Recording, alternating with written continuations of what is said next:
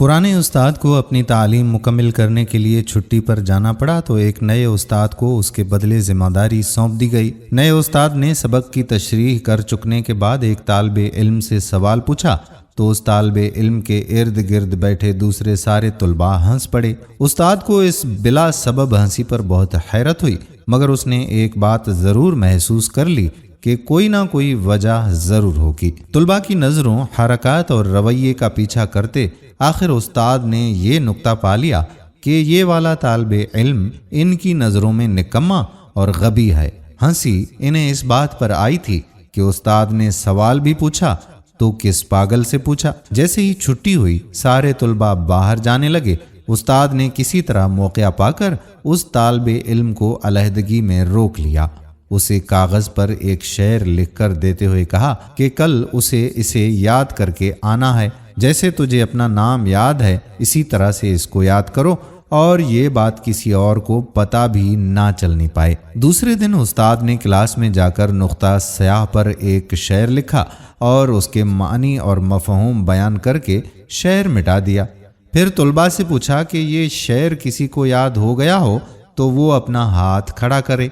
जमायत में सिवाय उस लड़के के हिचकिचाते, झिझकते और शर्माते हुए हाथ खड़ा करने के और कोई एक भी ऐसा लड़का ना था जो हाथ खड़ा करता। उस्ताद ने उसे कहा कि सुनाओ, तो लड़के ने याद किया हुआ शेर सुना दिया। सारे तालिबे इल्म हैरत से दीदें फाड़ फाड़ कर उस लड़के को देख रहे थे। उस्ताद ने लड़के की तारीफ की और बाकी सारे लड़कों से कहा कि उसके लिए तालियां बजाएं। इस हफ्ते वक्फे से मुख्तलिफ औकात में और मुख्तलिफ तरीक़ों से ऐसा मंजर कई बार होता रहा। उस्ताद लड़के की तारीफ और तौसीफ करता और लड़कों से हौसला अफजाई के लिए उसके लिए तालियां बजवाता।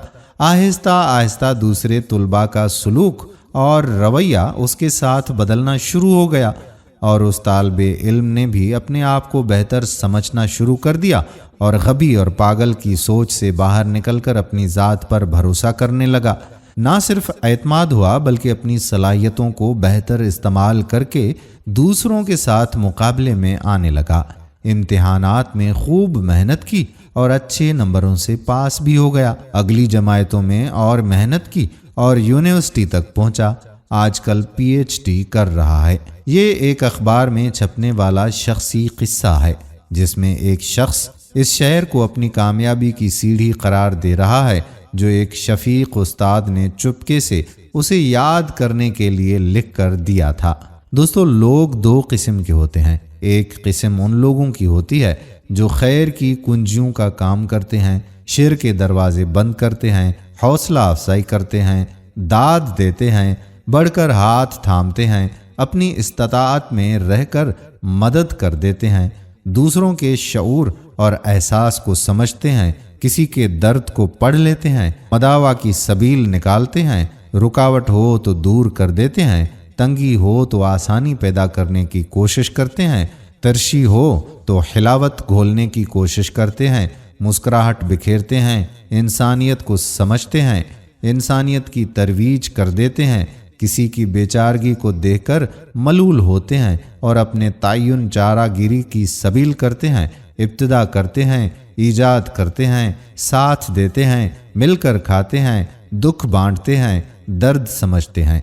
दूसरी किस्म के लोग इसके बरअक्स शिर का दरवाज़ा खोलने वाले, कनूतियत और रियासियत को परवान चढ़ाने वाले, चलतों को रोकने वाले, सामने पत्थर लड़खाने वाले, हौसलों को पस्त करने वाले, मनफी रवैयों की तरवीज और उजागर करने वाले, शिकायतों के पलंदे उठाए, नसीबों, कर्मों और तकदीरों को रोने वाले, रास्ते बंद और रास्तों में खोंटे गाड़ने वाले होते हैं।